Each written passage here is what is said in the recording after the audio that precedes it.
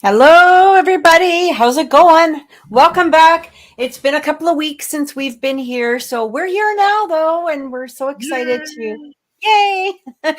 We're so excited to be here. And thanks, everybody, for being patient with us. And I'm just going to say right now, next week, we're going to have a really big announcement. So make sure you tune in so that you hear that announcement. That includes you guys. No, I'm just teasing. You guys already What know. could it be?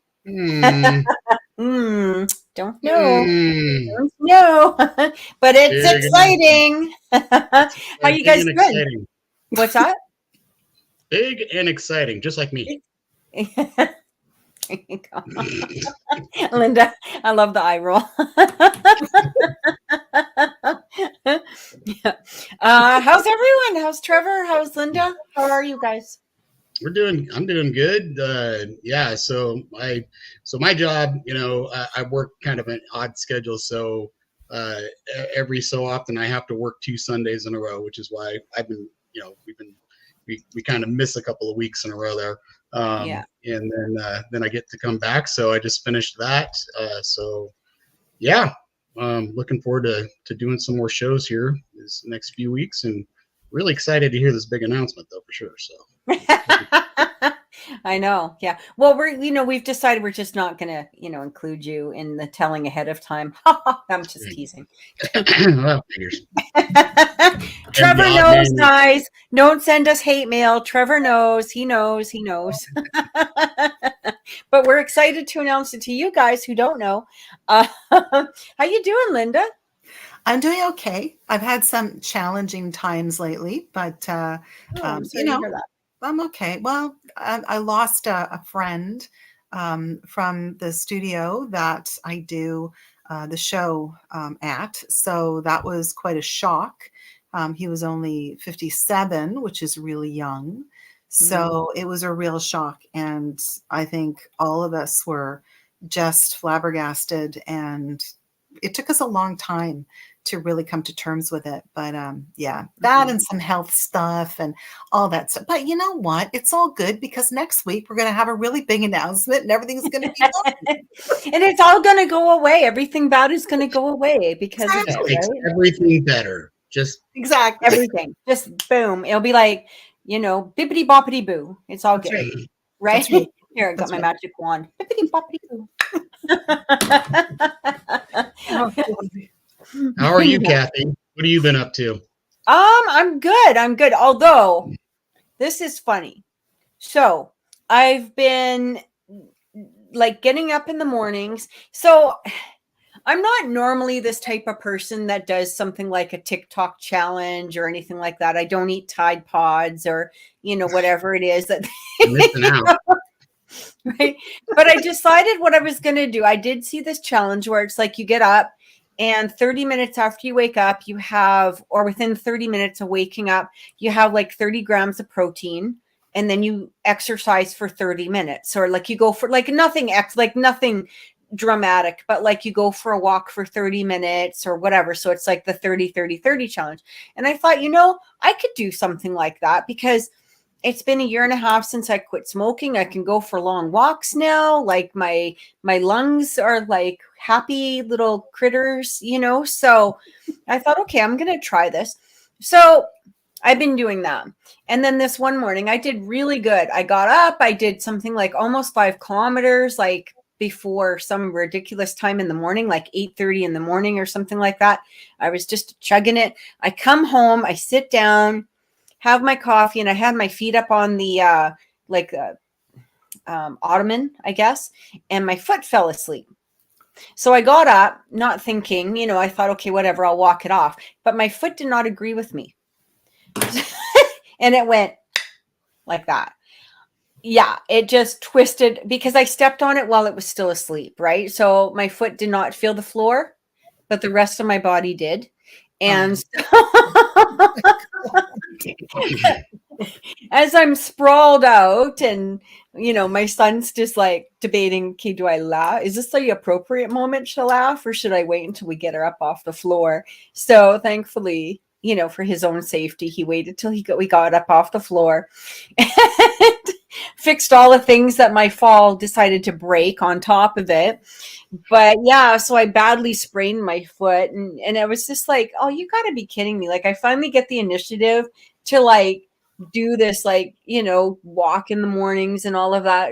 And now, but I think I'm going to start again probably in the next day or two, because I can sort of walk on it, and so I figure even if I'm like, looking like the guy from Usual Suspects as I'm walking down the street, I'm good. Well, make sure you soak your foot in a coffee bath before you take a walk, and then right, maybe it'll wake up a little bit. I don't know. It'll wake up my foot, and my foot will be happy. Oh my gosh, that's crappy. That's just so crappy. I can imagine it was something from a Monty Python skit. And it was, and I felt so stupid because you just did this like super long walk, right? And then you come home and fucking fall, like by walking to the kitchen. And you're just like, yeah, it happens to everybody. I mean, that's one of the most common calls that I go on as a firefighter are fall patients. I mean, generally they're over 70, but it happens to us. I honestly, I mean, I got up in the middle of the night. I can't remember. I was going, and I needed to go downstairs for something. I can't remember what it was, and I just was kind of half asleep and going down the stairs, and it was dark. I didn't bother to turn on the light, and I stepped a little bit too far forward, and my foot slipped off the front, the edge of one of the stairs, and whoop, down I went. And I did one of those like weird splits where like your one leg goes forward and the other leg goes back, because my other leg was still up on top, and I'm not that flexible. But I was like, you are now. I am now. Man, I used to be all I could think was like, thank goodness nobody saw that. Yeah. And then I realized that my security camera was pointing right at the staircase. I got to go back and watch it. So I was like, oh, yep, it got me. So yeah, there I go. I got lucky because I didn't get really hurt that bad. Just it didn't feel good in the moment, and I kind of sat there for like 5 minutes just shaking my head like, what the heck happened? Yeah. That's how I was with my ankle. My son's like, are you okay? I'm just like, so we just blame it on a ghost. It was a ghost pushing me down. It was haunted. If something was haunted, that was it. Speaking of haunted, we're going to be talking about survival tips for those who are spiritually inclined, I guess, like us, or people that are paranormal investigators, people that do my job, people that are just, they feel like they are maybe haunted, or maybe that they have things that are attached to them, or maybe they're just extremely sensitive, or they're empathic or intuitive, or whatever it is. So I'm actually really looking forward to this topic. So here's my question for you guys. As paranormal investigators with your team, do you have a ritual at all as a team to protect you on investigations, or is it more of an individual thing if you guys are when you're heading onto a case? Go for it, Trevor. Well, thank you. So short answer, no, we don't have a team ritual. I think because, and the thing about it is I think that when we talk about spirituality and spiritual protection, it's no different than cleansing somebody's home or anything like that. It's really based on your belief system, and kind of what you have that faith in, that is going to work for you. And the key is and I'm a firm believer in this. The key is faith. And you've got to know that, whatever it is that you do. I mean, for me, mine is super simple. I don't, mine is more of a, just kind of like like a really short meditation, kind of a pre-mindset type thing. And maybe even a short prayer before I go in,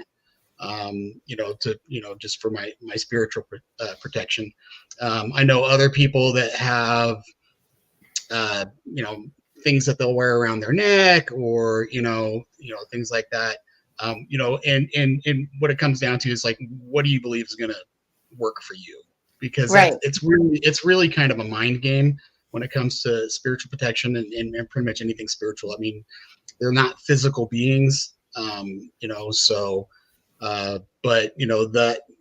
it's kind of interesting because the same thing as spirit is outside the body. That's what we have inside our bodies as well, right? Yeah. And so that's what you're trying to channel there with when I say faith. That mindset, that prayer, whatever it is that you believe in is going to work for you. And so yeah. How about you, Lynda? Well, that was really well said, because basically I was going to say the same thing.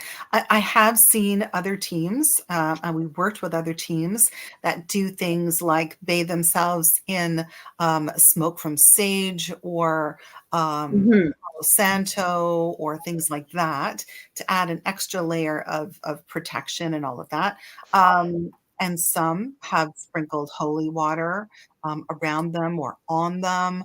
So it really all depends, because we're all individual and we all have our own way of protecting ourselves and ways and things that we do that make us feel safe. And I think that's pretty much what you just said too. So we don't have a major big ritual, but we do remind each other to protect ourselves, because often, you get to some place and you're in a hurry or whatever, and you really can't wait to get in. So you have to remind each other, oh, hold on. Don't before you go in, protect yourself in whatever way you feel safe. I always say it doesn't really matter what it is that you believe in. I mean, for me, I'm very Christian, very Catholic. I had that Catholic upbringing, which is funny because I am also a psychic. So that I don't know how people feel about that, but it is what it is. It's for me, right? But I've always said to have something that you have faith in, and and that's going to be the most important. Whatever your faith is, like now. You can have faith in yourself, right? You can have faith in God. You can have whatever it is. It doesn't matter, but have a strong faith in that, and that itself too will very much protect you. I actually, when we were doing investigations, so I've always been very drawn to Egypt, and a lot of, it was just one of those things. It's kind of hard to explain, like, here, and, it's kind of personal in that extent that I don't really want to, publicly go into it. But for me, it was very, very strong. And so one of the things I did do is I did get the Ankh along with the scarab tattooed right onto me. And that made me, for me, that was my protection. It was like an ongoing lifetime type of protection. And that's what I have on me. It was my very first tattoo. And I don't know if that was the smartest thing that I could have done, because I put it on my rib cage, like on my side, like my whole side right here. That's great. There's no words to describe the happiness I was feeling near the last hour out of 6 or 7.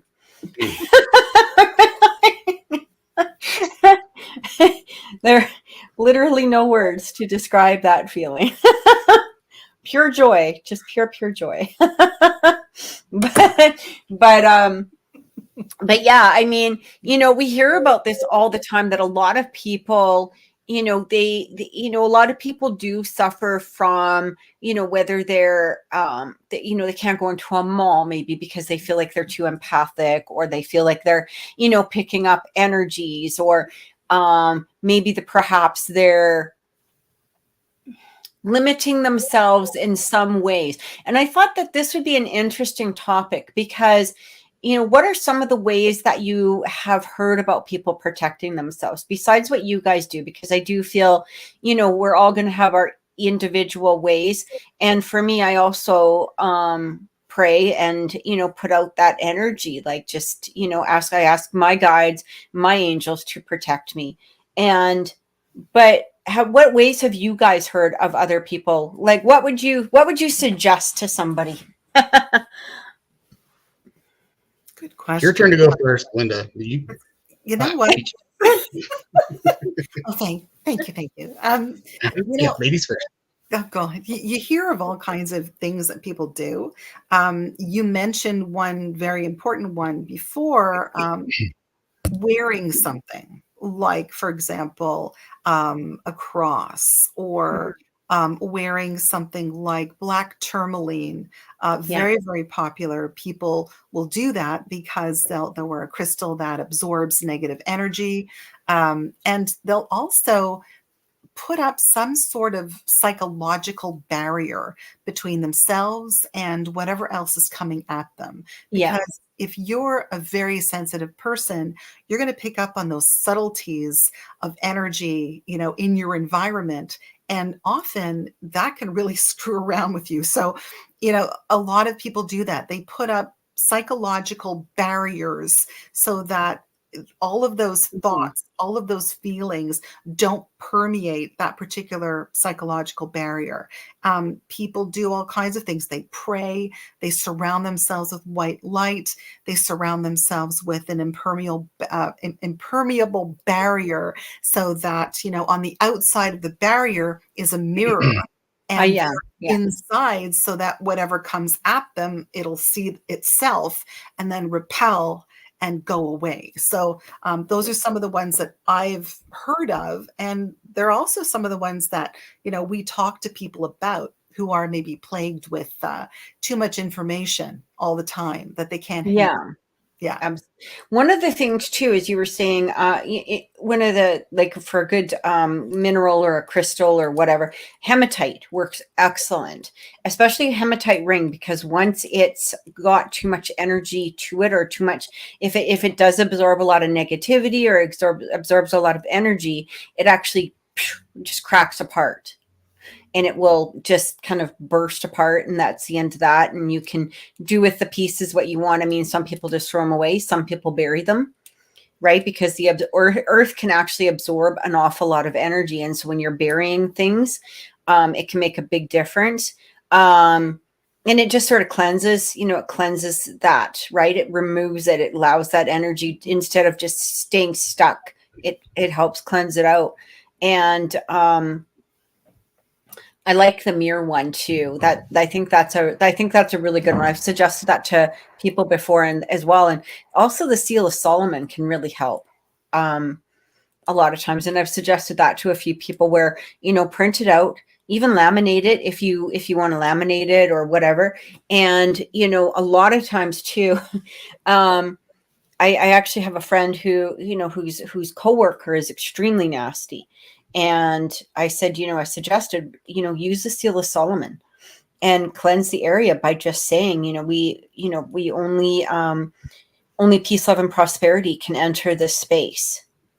And, that should resonate throughout the room, so that you feel at the very least safe while you're in your office, or, you know what I mean? So that negativity can't enter into your office and, and just ruin your day with her negative crap. Right? Like, and it's funny because a lot of times too, if people cleanse their house, or they do a cleansing, and we've talked about this before, where, when you do a cleansing, and people that are not resonating with the cleansing, so basically they're those type of negative people, or they've got a negative energy, they're going to feel uncomfortable in a cleansed area, and that in itself is going to be, spiritually powerful for you as a person. Yeah. Mm-hmm. How about you, Trev? You hear anything? Well, it's interesting that we turned to this part of the topic. I had a gal that I knew. She actually just recently passed away, but she kind of she helped me through a pretty dark time that I was having. And I don't know what she would call herself, a spiritual healer, as she kind of had a lot of these gifts. But she really taught me a lot about gifts that I have, and how to try to control some of those things, kind of what we're talking about. Because, you know, one of the problems that I have is I struggle in large crowds. I really don't like being around a lot of people, and there's a lot of reasons for that. But you know, a lot of it was just you know, it was just too much emotion. So one of the things that she taught me to do with that was being able to turn down the volume, so to speak. And when we talk about, you know, when I talk about mindset and meditation and things like that, and a lot of this stuff is just envisioning a switch or a dial or something, you know, that is on you, that you can make a motion and I like that. it's going to turn it down, right? Or turning it down or turning it off, you know, turning it back on, whatever. But you have control over that. So that if you need to go into a location and it's just too much, turn down the volume. That was something that helped me out quite a bit. You talked about the earth and how it's able to absorb so much energy, and we talk about grounding. One of the things that she had this kind of a big fish bowl, and she had collected dirt from like a forest and a farm and a river and the beach and all these different mountains, all these different places. And she collected it into this big bowl. And what was like the first thing she did when I sat down, she plopped this bowl in my lap. She said, "Want to stick your fingers in my dirt?" I was like, and I'm like, "No, not really." And she's like, "No, go ahead, try it." And so I did, and really, it was amazingly relaxing and soothing.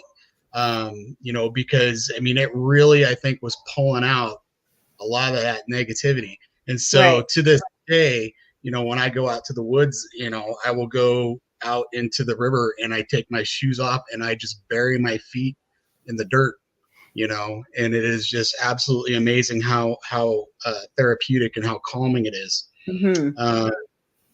Another thing that she talked about, and this is where I was like, okay, you're kind of losing me here, but you know, she talked a lot about chakras and the importance of aligning those chakras, because when they get out of alignment and things are, it's kind of like your spine, right? It's like, yeah, that doesn't feel right. And she talked about there's like certain things that you can do to align your chakra and stuff, but the one that she said the simplest method that she could teach me was, you know, again, you're envisioning it, but the way, I guess the best way I can explain it is imagine yourself in a sleeping bag, you know, and the zipper's way down there at your feet. And so you got to have to zip up your zipper, you know, all the way up over your head, you know, and envision those chakras coming into an alignment. Right. And I thought that was pretty cool. There's a pull method too, where you imagine a white light starting in at the crown. And as it's coming through, everything, you know, is like magnetized to the white light, and so everything automatically shifts as it's coming through your body and into the earth and attaching to, you know, the earth energy like Gaia.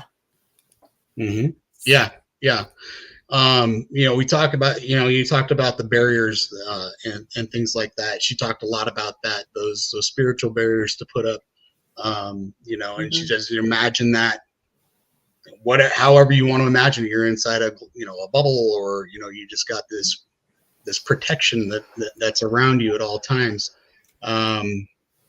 Another big one when we talk about people who are really empathic and stuff is about cording, like, you know, extension cords, that, you know, people, whether they realize it or not, you know, they can leech energy from you. 100%. If you're, especially if you're like an empath or something like that, for whatever reason, you've got a lot of outlets. And so people just attach these cords to you all the time, and it drains you. And you may not realize it. They may not realize it. But she taught me basically how to get rid of those cords. And she talked about, you know, she talked about, now he said, envision your version of heaven. You know, what does heaven look like to you? You know, Right. Because I believe heaven's going to look different for everybody. Otherwise, it wouldn't be heaven. But he said, now imagine God's pool. Like he has a pool, because he likes to swim. Who doesn't? And that pristine water, right? And diving into that water and just swimming through and letting those cords be washed off, as you go through. I thought that was pretty cool too. She had so much great advice, and it takes a little bit of practice. It takes a little bit of imagination. But the more you do it, the easier it gets. And I couldn't argue with the results. Because you start feeling better. You notice that you're having a lot much fewer negative thoughts, and you're not feeling so drained and tired all the time. So really, really important stuff, especially people who don't really understand, that they may have a gift. And that was my problem. I really didn't understand what was going on. But those tricks kind of helped me. So hopefully somebody can benefit from that, and it'll help them. So. It's interesting because what you were saying about some people don't realize that they have a gift, and we do get that, quite often as investigators, where, you do get people that do have such a high empathic or intuitive ability, but they might not know exactly how to deal with it or what exactly is happening. And a lot of times, especially, if it's there's, let's say, drugs or alcohol that are involved, sometimes it's used to silence what they're receiving. Sometimes it's used to, just because of the fact that that's a part of their addiction, whatever it is. Right. But it can, play such a huge part of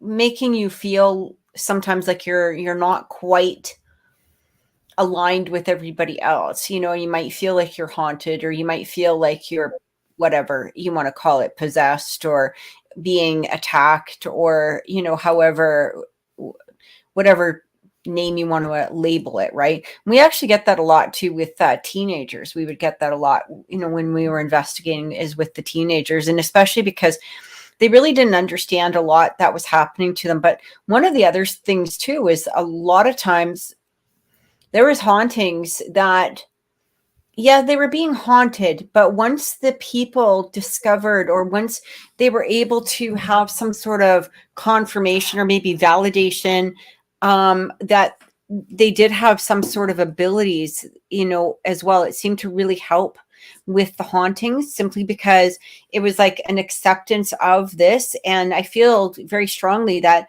a lot of times we can create that energy, that is going on. But also too, is if you think about it this way, let's say somebody's developing their abilities, or they might not even recognize that they do have abilities. What can happen, but they've got all of this stuff that's going on around them and in their heads, and they're just not feeling quite earthbound all the time, like they're not always grounded, right?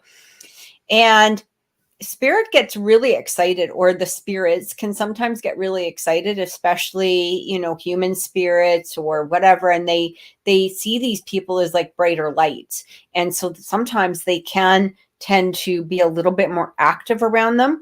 And because they don't quite understand that person isn't fully understanding what's happening. And so they'll be a little bit more active, kind of like, hey, I'm here. Hey, hey, hey, hey. And they're not getting a response, right? So they might get a little bit more active and a little bit more active. And I've seen that happen a few times also. And I mean, in that degree. So how do you protect yourself, right? Like that's, those are the things, like, how do you protect that, or how do you stop that? And that's a lot of times where, you can either acknowledge the fact, like, okay, I've got some things that are going on here. Maybe I need to have some sort of spiritual counseling. Maybe I need to talk to somebody. Maybe I need a paranormal group. Maybe I need to just meditate and get more grounded with myself. And I think that that's one of the things that people neglect to really do, is we always look for external answers, where those answers are right here. Right here. Yeah. 99% of the time they're sitting right here, and all we have to do is access them, right? Yeah. And sometimes it takes somebody to help show you that, It for does, me, yeah. everything was hunky-dory with me until I started doing paranormal investigations, which opened up something. The only way I can describe it was, and I was super confused, and it kind of freaked me out a little bit. I wasn't seeing things. I wasn't necessarily like physically hearing things or anything like that, but boy, was I feeling things. We were doing a tour in Oregon, and I remember like they had all these people, they were talking about how psychic they were and how in tune they were. And I'm like, you guys, okay, whatever. Well, we were kind of doing a mock investigation of this hotel. And we were in a room where I think the lady somebody committed suicide in that room. And they're like, okay, all you psychics out there, where did she commit That's just like a whole headache of stuff, eh? Right. And I'm like, it's like, man, I don't know, you're weird, and so people were kind of filtering out, they were doing their thing, and I was just sitting there on the bed, just like, this was like one of my first experiences as an investigator, right? I'm like, it was a ghost conference. Anyway, so I got up and started wandering around, and I walked into the bathroom, and it was like I literally felt like I walked into a hornet's nest. Like I felt like I was being stung, like all over. And I was like, whoa. And the guy looked at me and goes, what? And I was like, did she do it right here? And he's like, yeah, this is where they found, and I was like, okay, that's weird, and after that, it was just one thing after another. But the problem that I ran into is that pretty soon, it was, I couldn't get away from it. And I started to feel like, you remember like those old analog TVs, when you turn it on the wrong channel, it just had that fuzz white noise thing. Anybody that's a younger viewer is not going to have any idea what I'm talking about. But it was kind of like somebody was just turning the poltergeist TV, yes. But somebody was turning that white noise volume up louder and louder and louder, and it was getting so overwhelming that I couldn't concentrate, and I couldn't focus, and it was just affecting everything. And so, I went to this lady actually, she actually came to my wife and inquired about me and said, hey, you need to send him over to my place. I need to help him out. I never even met her. It was pretty cool. So, being able to shut that down or turn it way down was huge, because I had no idea what was happening. All I could tell you is like, I was like spot on some really weird things that I'd never heard about. And people were asking like, well, what do you think about this? I was like, oh, they're like, holy cow, you're right. I was like, I don't know. It's just weird. Okay. Yeah. So, and there is a lot of stuff, like I said, there's a lot of answers within and stuff. And, every once in a while, I'll still have that sensation where everything is just getting louder and louder and louder. And I have to remove myself, and I have to go in and kind of find that I got to kind of realign everything, get away, just kind of get that meditation, that focus back. But the thing about it is if anybody's having those type of experiences, I mean, these things that we talked about, they really can help. And there are people out there that can help you to figure that stuff out. So don't give up. You're not crazy. Just you just got to learn. I think the important thing is every person is going to be so individual in what does help them, and it can be very. I'm sure it's very frustrating for people, that they'll read about different techniques or hear about different techniques, and they're still feeling massive anxiety, or they're still feeling really lost in, what's going on around them. And, and the thing is none of us have instantly been like that. I mean, we have to try different things that are going to be good for us. It was really interesting. I'm not going to get too much into it, but I met the most fascinating person not very long ago, and it was just this young man. That And wasn't me. as we were doing no, Or we were maybe you're doing talking about me. we were doing this reading, and I kept feeling something right here, and I said, look, something is going on, like right here, like right in this. And it's not a health issue, it's not.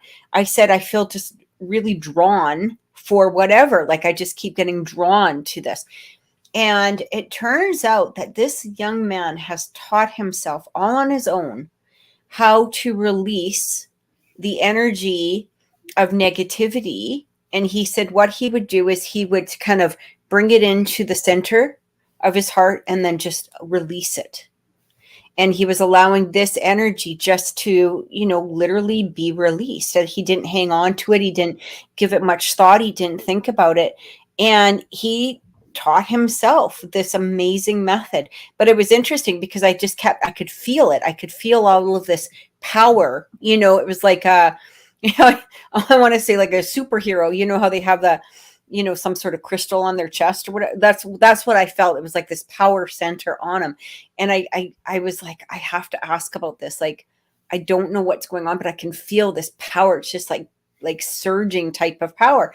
And it was so fascinating, when he told me that. And I was like, wow, for somebody that young to be able to, yeah, I mean, he was probably like early 20s or something like that. But to have that knowledge and awareness in yourself so strongly to be able to do that. And I was, blown away.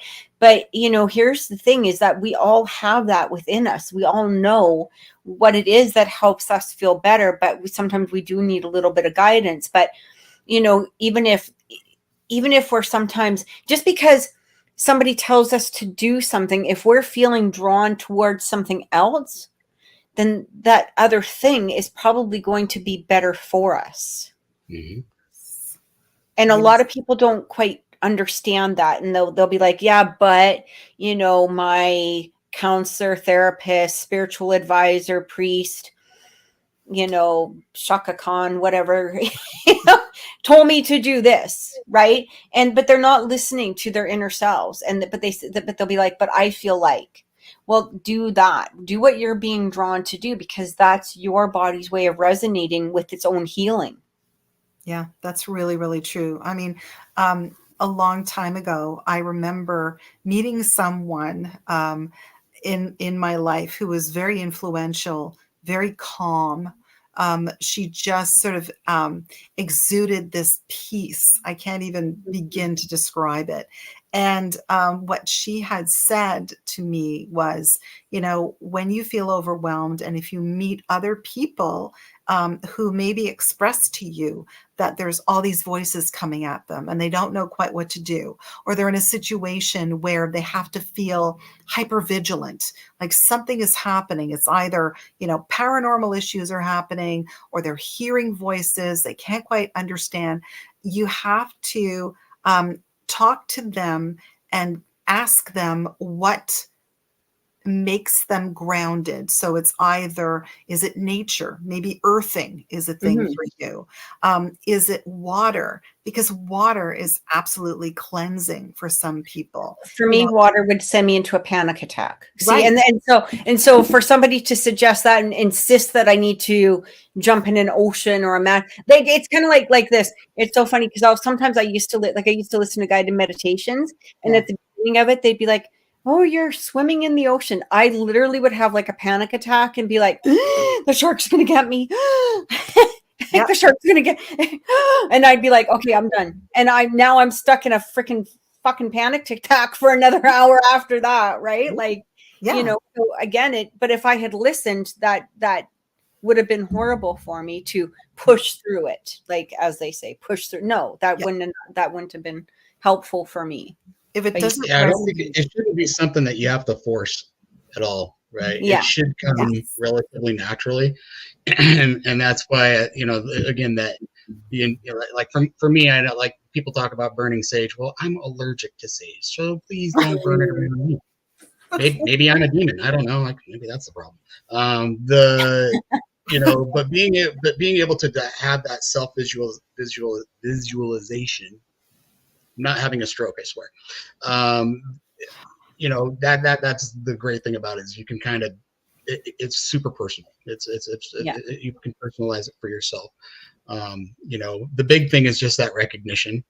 You know, and for me, like I said, I had no idea what was going on, and it took somebody else to explain it to me, which was awesome. Which is good that you were open to listening to it, you know, and that's the main thing too, right? As long as the person giving the advice would have been open to you saying, look, I'm, like you said about the sage, I'm allergic to sage. Well, no, take it anyway.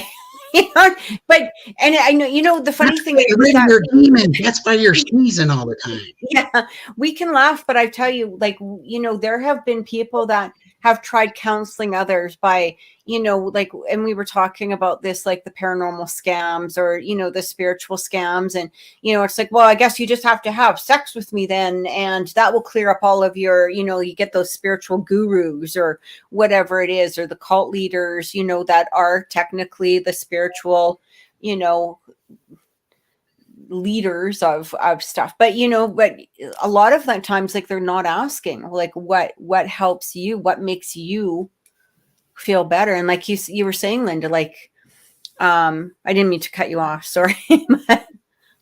No, you're right. I mean, it's interesting. A few years ago, or many years ago now, I went through a really tough time in my life, and I completely shut down. I had a complete mental breakdown, spiritual breakdown almost. I don't remember a month of my life. It was a really horrible experience. But I did ask for help. And my husband was amazing, and he arranged for me to see someone who was really good. And I think that really influenced my paranormal life going forward, and the way that I help people who are overwhelmed as well. Because what she did was she gave me a questionnaire. She gave me a checklist, and I was responsible for controlling that checklist. What makes you happy? What environments do you feel safe in? What environments do you not feel safe in? What things really speak to you? And you know, it was really great because it allowed me to go into myself, to stop all of the noise that was really bogging me down, and to concentrate and focus on those things that really did speak to me. So, and when I talk to people who tell me, oh my gosh, you know, I really think that I've opened up something. I don't know what's going on, but I'm hearing voices. I'm seeing things out of the corner of my eye. I can't sleep at night. I'm so hypervigilant. I don't know how to deal with this. How do I deal with this? I think it's helped because the first thing I say is, what will ground you? So what can you do to stop all of the noise, even for just a moment, so that you can focus on yourself, and you can focus on your breathing, and you can focus on things that make you feel safe, and forget about all of this extraneous noise.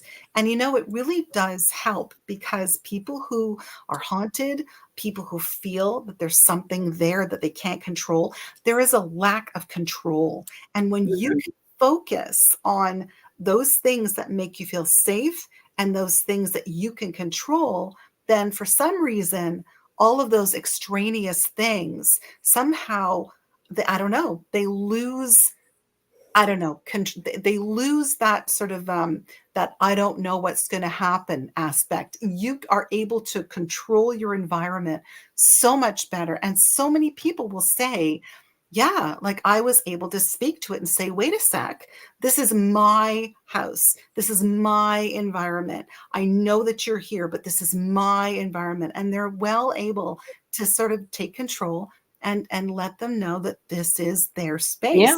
They're not welcome to intrude. And it's amazing how these really meek people suddenly turn into these really, well, I won't say aggressive, but like people that are able to actually stand up for themselves. And that's so important. It's important in everyday life, but it's really important when you feel that lack of control in your environment. Something is there, you don't know what it is. Does that make sense? Oh yeah, that's well said. It's crazy. It's crazy. Yeah. Yeah, no, and it's, it's extremely important. It's funny, one of the things that, I mean, doing my job, I deal with a lot of people every day that are like in a high anxiety type of energy. Yeah. And they'll be so freaking anxious. Is he going to call? And I mean, it's over the things that, you know, is he going to call? Well, why does he do this? Well, what exactly is he thinking? What color of underwear is he wearing? Like, it's the stupidest things. I'm sorry, but it really is. And I don't mean to, put that, I'm not trying to make fun of it in any way, but it can be overwhelming, and as an advisor, and you're like, let's just focus on the actual things that count rather than these little things that really have no bearing on, they'll get themselves caught into this. Well, how are they going to say this? And what are the words? And what are they thinking? And like literally there are people that want to know exactly what somebody is doing at that I'm like, I'm not a security camera. I don't know. I don't know what they're doing. You know what I mean? It's none of your, and quite honestly, it's none of your fucking business what they are doing in the first place. But they'll get themselves into this massive, thing of anxiety about it, right? And you're like, focus on you. Stop, and start focusing in on your center self. Like, you know what I mean? Because once you can do that, you realize that none of these little things matter. And if we can, another thing that really helps, especially when you're spiritually inclined and you do pick up on a lot of energies, what we tend to do is we tend to take everything and shove it into a big ball. Mm-hmm. Boom. So if you're having, let's say, money issues, relationship issues, job issues, car issues, I don't know, whatever issue, whatever, you know what I mean? And we take it all and we just go boom. And then you'll hear people say, oh, it's if it's not raining, it's pouring, or blah blah, or like it's that whatever kind of nonsense. And you're like, okay, stop. You know what? We all have, and you said something very, like, at the beginning, Trevor, when I was talking about my foot, you were like, everybody does that. Everybody does that. And I mean, that's what people have to stop and realize. Everybody does that. Nobody's life is perfect. Nobody's sailing through life. I mean, they might have different issues that they're dealing with. And maybe to some people, those are trivial issues. And maybe there's other people that are like, thank God I'm not dealing, you know what I mean? Like, but to everybody, they're an issue, right? And that's where you have to stop and just go, okay, I'm going to focus in on me. I'm going to handle things one at a time. How do I fix my car? Okay, well, let's find out, blah, blah, blah, blah, blah, blah. Oh, I got a flat tire. Well, fix the flat tire. Yeah. Simple. One You foot in fix front of the the other. flat tire, right? And step one. And then, so what happens? That alleviates it. You got a shitty relationship, fix it. How do you fix it? Well, you either go, see ya, right? Or, you find a way to, maybe it's you. Like, sometimes we just got to admit, hey, maybe it's me. Maybe I'm the one. Maybe I'm causing all of these issues. And if it's not, then, nobody else has that power to throw their crap onto you. Nobody should have that power to do so. Right. So that's where you go, see ya. Catch ya on the other side. Never again. And that's why people put up barriers of protection. I mean, right. to bring it right back to where we started, that's why people do that, because nobody wants other people to get in their business. And once they start getting in their business, that's when wait a minute, this doesn't feel good. I got to build a fence. Right. Good fences make really good neighbors. But I think it's important to have strong defenses or barriers. But the thing is, if we walk around always in a place of a barrier or a wall, how do we then,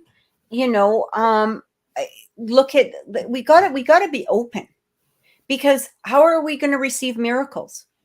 Yeah. And people can scoff at that if they want, but how that's basically just walking around like this. Yeah. And you can't live your fucking life like that. You can't. Like, you can, but you're going to have a miserable life. But when you have a barrier, that's the energy that you're giving out, is just the, you know, and you want to be a grumpy cat, you can go be a grumpy cat. Like, you know what I mean? But your grumpy cat shouldn't be, you know, but then you can't sit there and claim that you want happiness. Or you can't claim you want this amazing relationship, but you're like, men suck. Men suck. Okay. All right, then. You go, whatever. You go to another planet and find something besides you know, besides what you're looking for. Right. Or, you know, but you get, like, you know what I mean? Like, you're dealing with this all the time and you're like, okay, you know, men suck. I'm never gonna find a man because they all suck, but I want a relationship. Good luck with that. Yeah. But you can't be like one of those pushovers either. So you have but having a barrier is just, it's just a matter of, like, being in a place of having that common sense, but also having that ability to just, you know, if something doesn't feel good, it's trusting your own intuition. So if something doesn't feel good, trust it. Yes.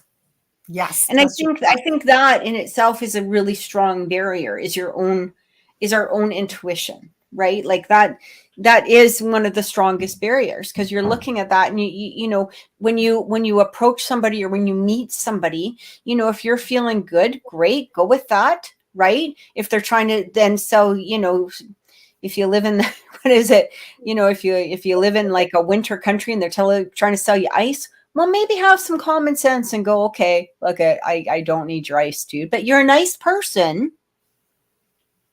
I just don't need your ice. We're good. We're good on not having the ice, right? And so you still have a barrier, but you're not cutting off, you know, the whole energy of it, right? And I think that that's so important. And same with, like, you know, when I used to do a paranormal investigation, I always had protection, but my protection, you know, if there was something that I needed to see or wanted to see, or if there was a way to better understand something for the client, then I allowed that to come through. And that was part of my, you know, personal prayer. And it was funny because through that's where I got to where I am right now and doing what I do for a living. Right.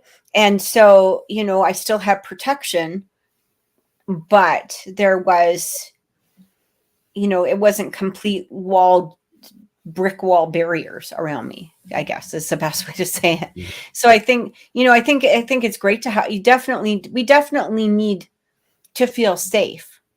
But if our safety is starting to cut off ourselves from, like I said, the miracles that just being alive can bring us every day. Right? Yes. Mm-hmm. So I think that's also important to understand that, you know, we all have different gifts. Everybody has different gifts. Everybody has gifts. Everybody does. And they are a part of you, you know, and, you know, and in a lot of ways, it's like, you know, your heart or your legs or your, you know, your arms or whatever, you know, they require exercise to get stronger, you know, and so you got to use those gifts and those talents. And then that's what they were intended for in the first place. That's why you have them, is, you know, to help yourself, to help others, things like that. And so when we talk about closing ourselves off to those gifts, it's like tying one hand behind your back, you know, and trying to live your life. It just, you know, there's always going to be that part of you that's missing, and you won't ever feel that. You know, you'll feel that there's something missing.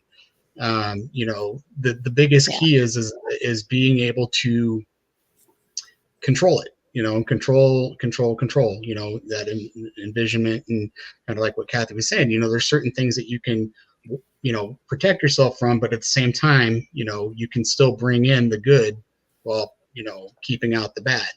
And that's really important. And that was something that I had to learn as well, because, I mean, there is a lot of negative energy out there, but I mean, once you start to learn that you can repel that, and you can bring in the good energy too. I mean, it's so much better than just walking off walled off all the time.